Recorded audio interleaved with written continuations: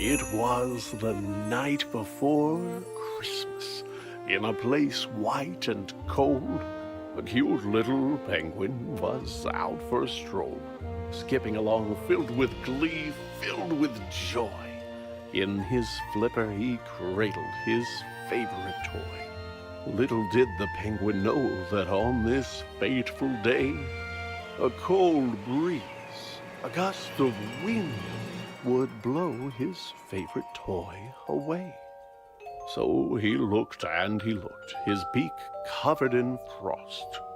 He looked up from his search and realized, oh no, I am lost.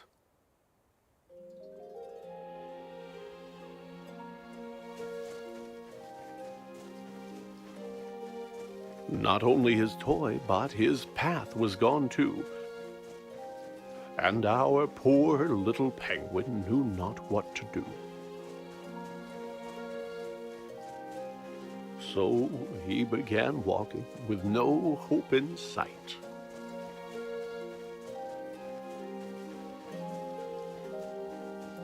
Until, from a distance, he could see a small light.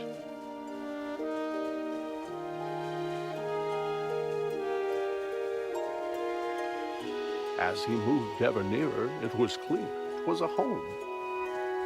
And outside, in the front, he could see a small gnome.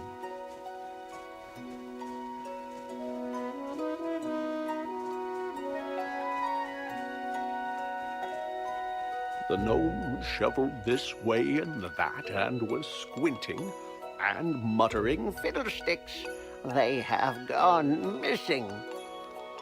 He dug in the snow as the penguin, quite shy, cleared his cold little throat and said, Mister, might I ask your help?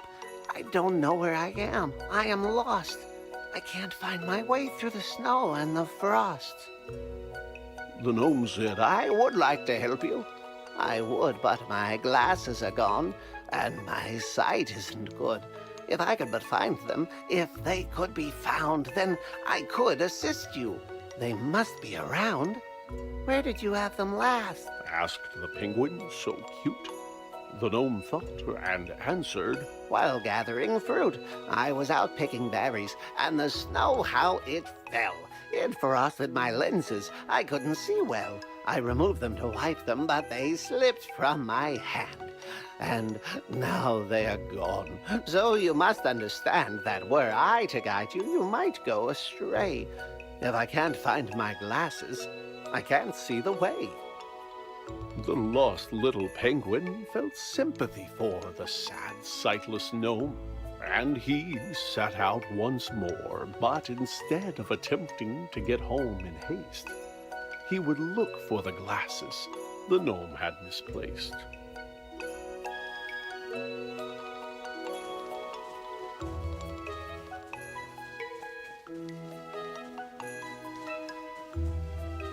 Maybe this rock was the place where he'd find the gnome's glasses, but no, they were nowhere behind.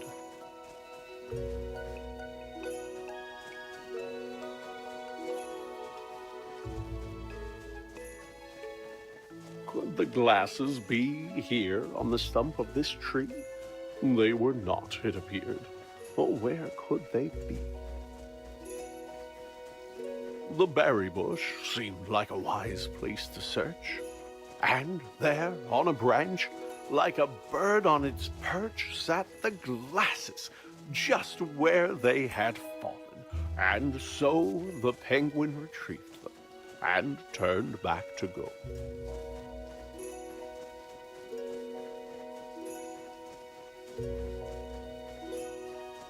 He'd get back to the gnome and return him his sight. Then once again face his disheartening plight. Being lost wasn't fun, but the penguin was glad that he'd gotten to help and was happy he had.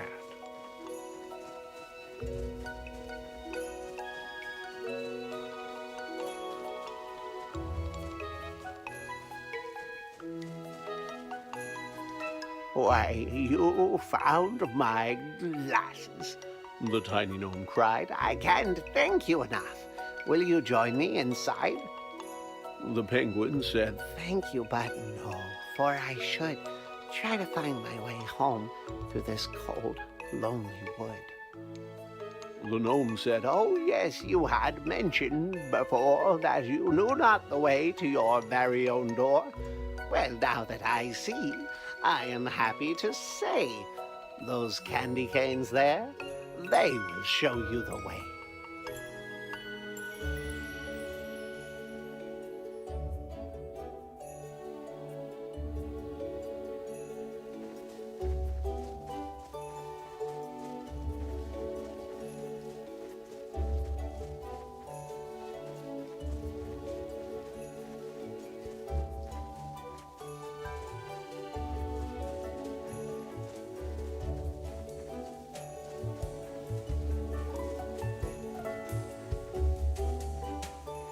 The penguin continued to walk down the track. When he came to a crossroads, and taken aback, he tried to decide which direction to go.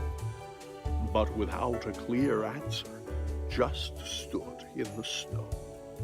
You look like a guy who's in need of a hand, Came a voice, and the penguin did not understand where the voice could have come from, for no one was there save for 3 mounds of snow piled up in the air.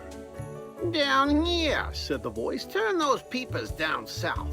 I may look like pebbles, but I'm really a mouth. On the ground lay some buttons, a carrot, some stone, which moved as it chattered in the snow on its own. You need some guidance, said the stones, and I reckon we can work something out if you give me a second and put those there bits that you see in their place. You get your directions, and I get my face.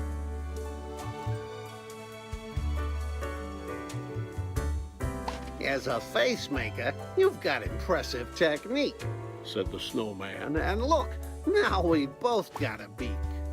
Much better, he said. This was a good plan. Let me take a good look at you, now that I can.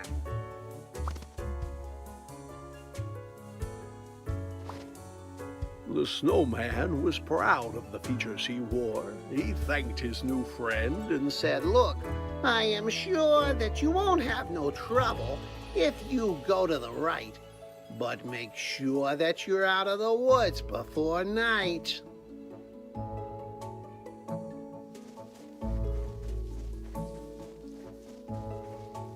The penguin did not stick around, wait, or dawdle, and set off at once, to the right with a waddle.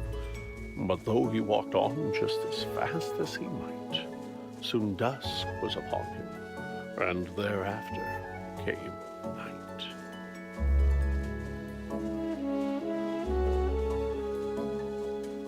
Why, it's too dark to see, said the bird with a chill, when he tripped and he slid down the side of a hill.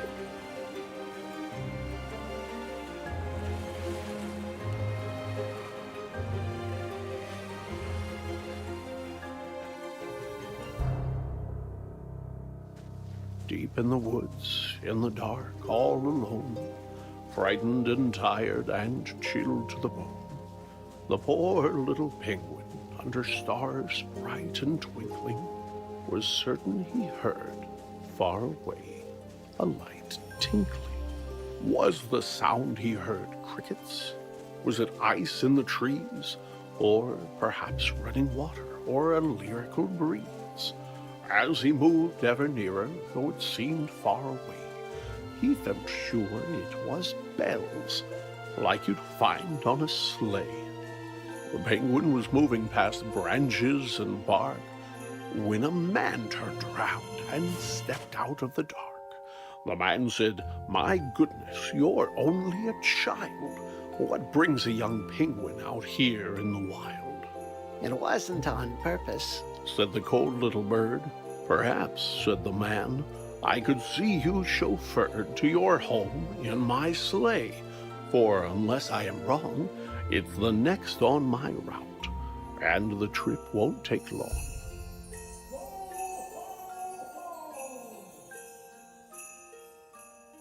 After waving goodbye to the man dressed in red, the penguin was eager to climb into bed. He was glad to be home, but his grief was still there, for his toy remained lost in the cold winter air. But his mama was waiting with a blanket and tea.